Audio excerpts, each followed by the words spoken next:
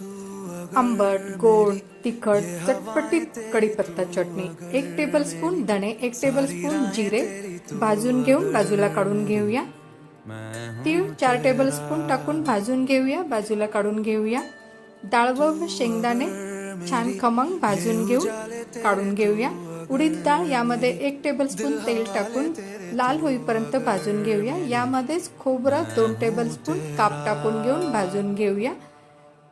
चिंच व लसूण पाकळ्या पण आपण भाजून घेऊया।